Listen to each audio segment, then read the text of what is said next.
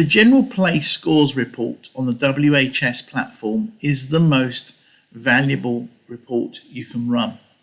The reason why is because it gives you a report on every single score that's been entered by your members for handicapping in a predefined period of your choice. You can filter it just to general play. You can also get it to include competition play. And the reason why it's valuable is because the information given in the report includes statement of intent time and date, score entry date and time, and score attestation date and time if applicable. It really is a useful report, and because of the data held within it and its length, I would suggest running it in the early days when you're first using it in just 1 to 3 months. Once you become more user-friendly and more it becomes easier to run and you're used to it, then you can run greater length reports. The General Play Scores report is halfway down the left-hand column in the handicapping box, and we click it to get to this box. I would put in say first time you use it, 1 to 3 months. So what we'll do is we'll use January the 1st to the 31st of March and leave the competition scores unticked. I wouldn't use competition scores for now. We can use that later. Handicap index from and to I wouldn't worry about, and you can leave it at both men and women for now.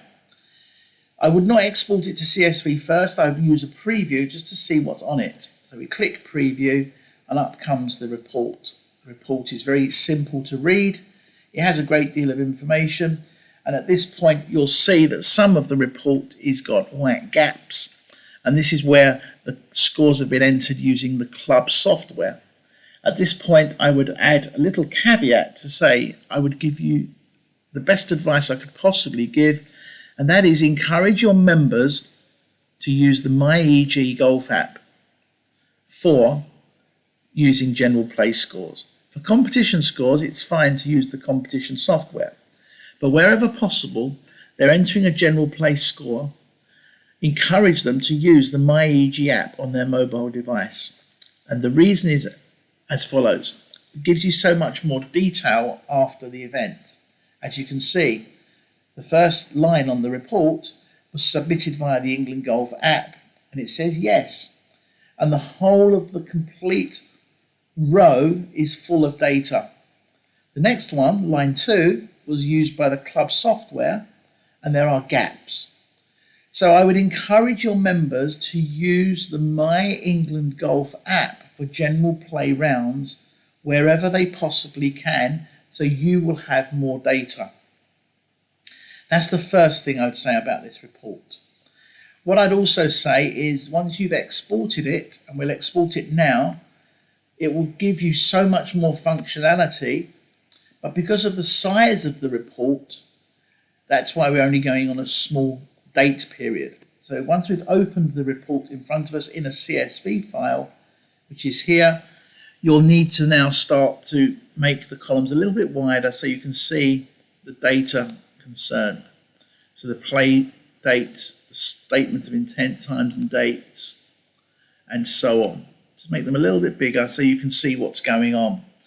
Now, what I need you to do really here is to start to look at this in a bit more detail. And using CSV files is so much easier than just looking at a screen, because what you can now do is put filters in.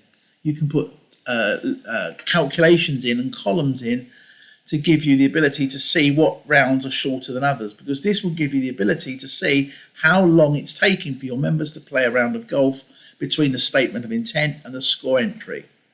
So if you imagine in the competition versus general play round report, you've got a member who's got a very large general play average and a much smaller competition average, which would lead you to think that he's trying to keep his general play scores higher to keep him more competitive.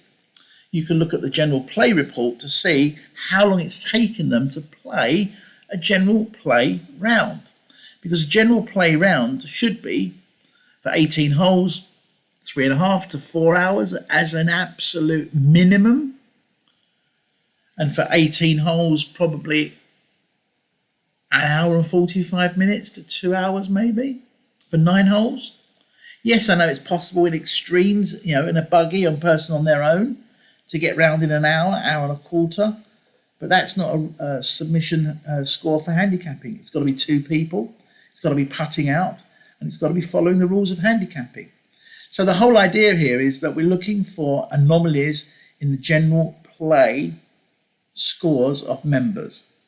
So what we would need to do here really is to put a time on here, so a length option to give us the ability to see how long these rounds are actually taking. So what I would do is right click the I column, which is the name column, right click it and insert. I would call this column length.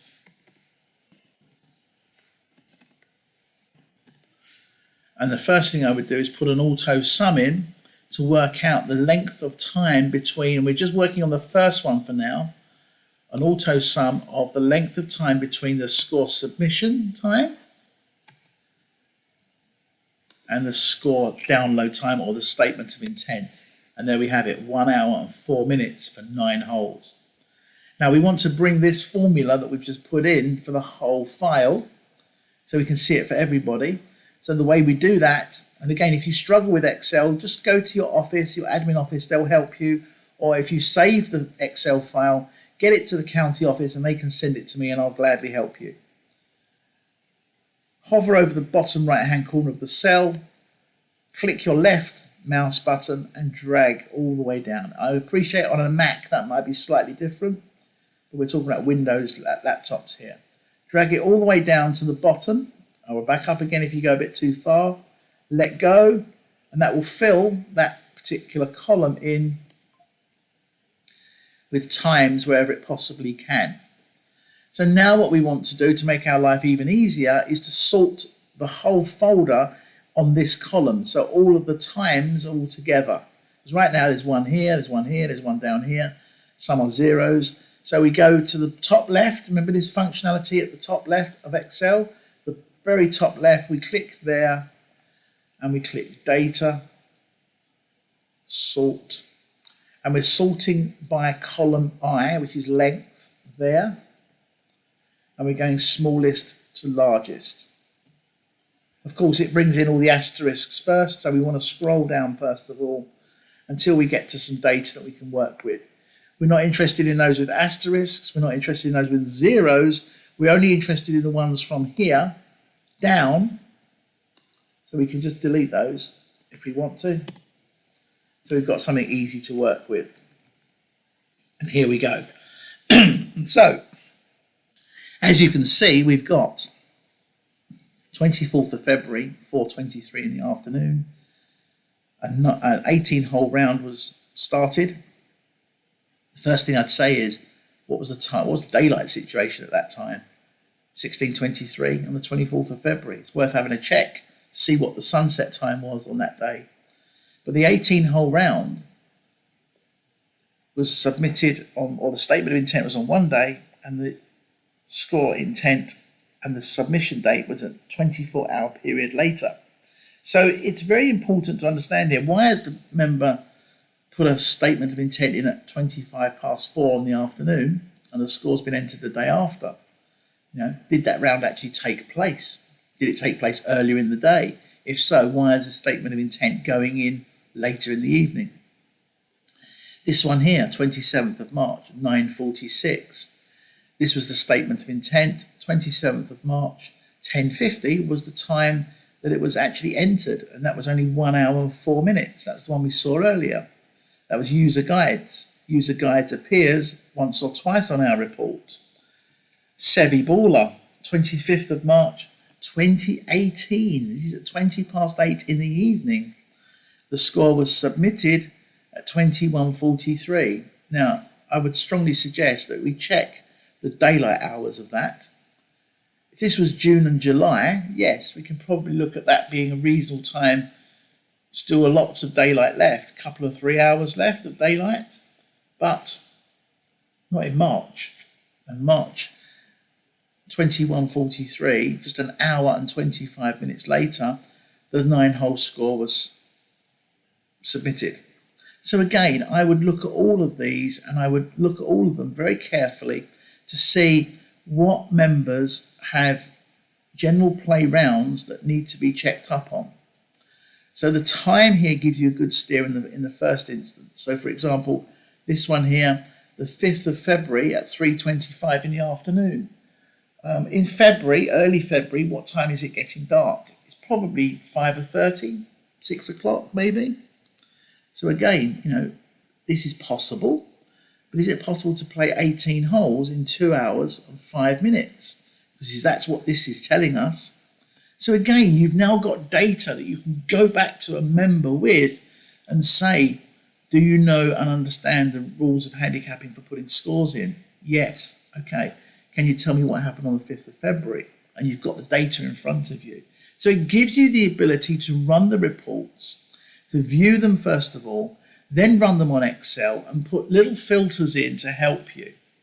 And then what you can do then is give yourself a great piece of data to help you as a handicap secretary and a handicap committee to manage members' handicaps moving forward. I hope that's of use.